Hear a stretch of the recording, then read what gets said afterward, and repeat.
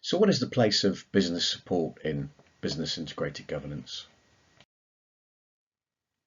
Well, breaking down our picture of business integrated governance a little bit, most of our organizations are clear on that they have focus to run the organization and focus to change the organization. We have a clear split of what run and change is, but of course it might all get mixed up in execution as the same people do run and change type activities. Our organizations have a strategic process. Our senior folks, in fact we all I guess, listen to the outside world, listen to our market, we respond to regulatory imperatives, we listen to customers, legislation, our owners. We listen to all of those things and pull together what's implied out of their pressure into defined opportunities, threats, imperatives and goals. Things, stimuli, things we need to respond to. And we'll periodically evaluate all of those stimuli, taking into account what we're up to already, and we'll tweak perhaps our strategy and confirm that the responses to those objectives, those opportunities, threats, imperatives and goals are invested into objectives for change, targets for business as usual performance, and challenges for innovation, where we need to solve problems or create new value streams. And we will task our business with those things, and they shall then go ahead and respond to those things within a product portfolio where we generate our value, our change portfolio which pulls together all the change we're up to, and the BAU portfolio, which is all the business as usual work that we have to prioritize and deliver. And performance against that will give us feedback that will contextualize or reflect against the opportunities, threats, imperatives and goals, so we can evaluate where we are and re-steer on a cyclical basis. This tasking needs to find its way into our business, and we typically have an organization structure that those things land within. And the proposition in big is that to make that land effectively and enable that to be coordinated and looked after effectively, we need a coordinated approach to business support, so that all of the project offices, program offices, strategy offices, all of these functions which help us tactically, we can also pull together strategically too. And for avoidance of doubt, we don't see business support as provision of a typing pool, booking of cookies, or meeting room booking. We're talking about effective assistance to run the operation and governance of our business. And if you'd like to know more, there's a YouTube channel. You can Google it. If you'd like to note, click on the link when you have the slides. There it is.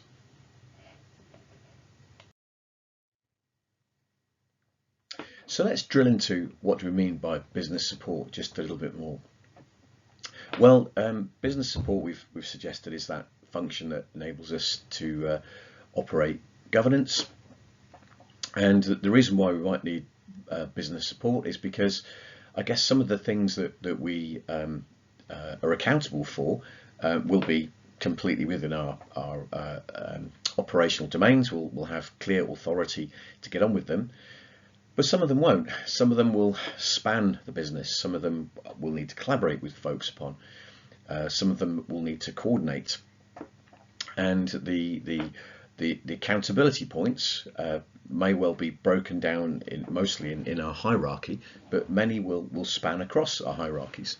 So we've developed a way of visualizing how accountability points break down through the organization and break down across the organization, and we have a model that can do that, and we represent the business support needed as the wrapper that goes around the environment and enables it all to be held together.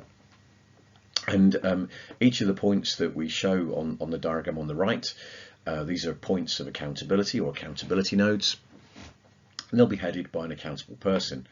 And underneath each of those nodes, we'll have an organisation, a project organisation or a delivery organisation that operates within a little management structure.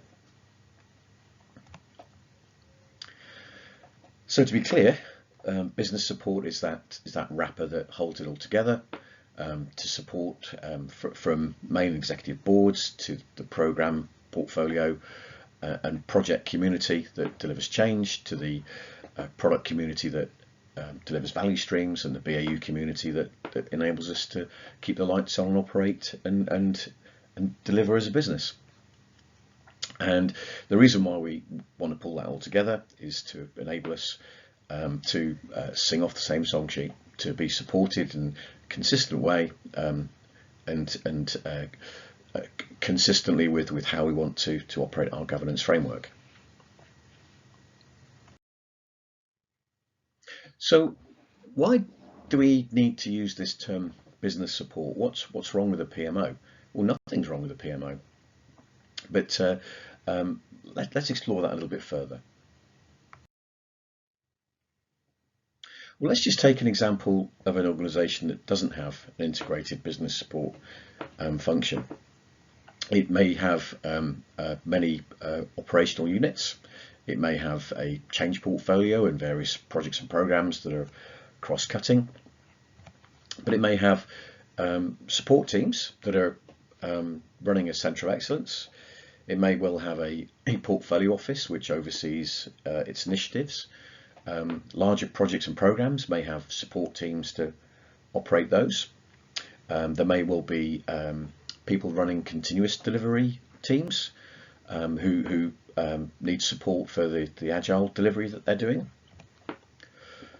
There's a whole bunch of places within an organisation where we might need support to actually enable us to function.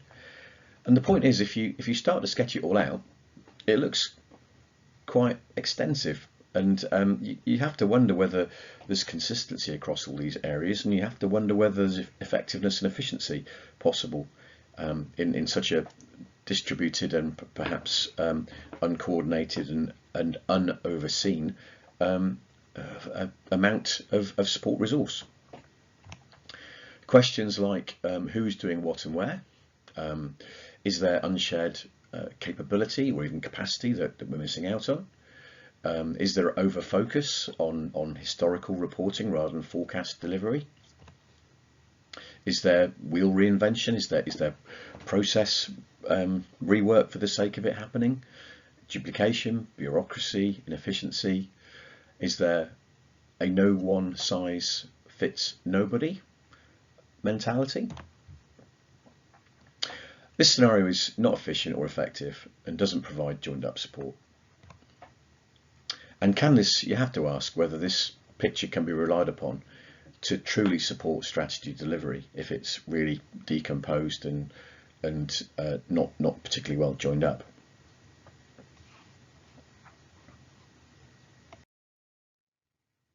So building on from that previous picture, what other challenges do we see PMOs bumping into?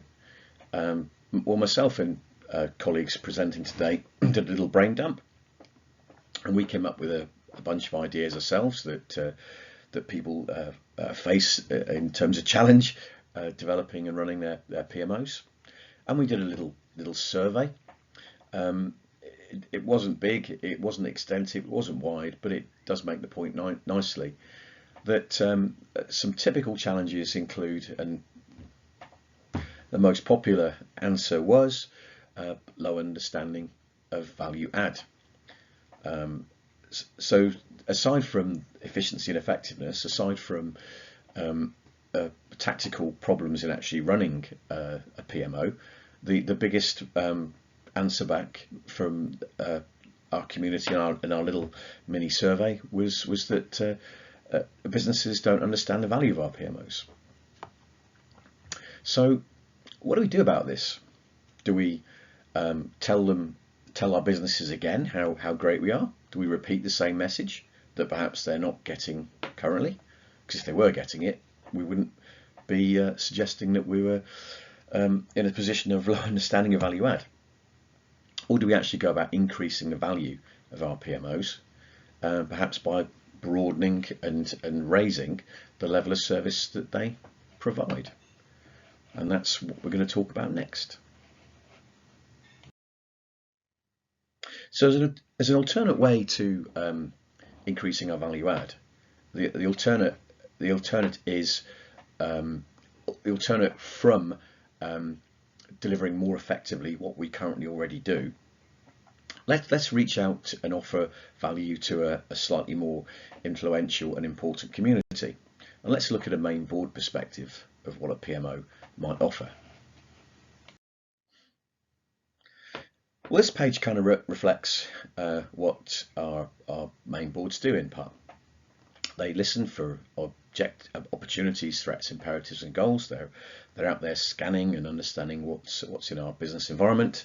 They meet and have teams that help them respond to those stimuli.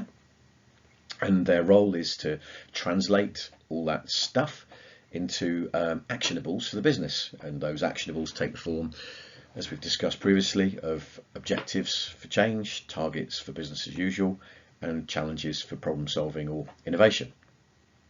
But the perception, and this isn't uncommon, and this some quotes here from a friend of mine who's the CEO, or he was the CEO for quite a national online retail organisation. He'd refer to what happens when objectives, targets, and challenges are given to the business as magic somehow happens. While they have faith in the general manager and project delivery community, they still then we all pray and hope, was the quote he gave me. And the illustration that we produced was that I may get stuff out of my delivery community, it might all be well and good, but how does it relate to the objectives I've set, the targets I've set, the challenges I've set? It may or may not. And this was the problem, and this is the thing that appears in statistics. You just have to Google around, because the stat in that bottom left-hand corner there is that 2/3 of our organisations, 10% of our organisations, only 10% of our organisations achieve 2/3 of their strategy goals. And 54% of our organisations achieve less than 50% of their goals. So this strategy delivery area, it's not very good. So maybe there is plenty of scope in here to conduct the magic better.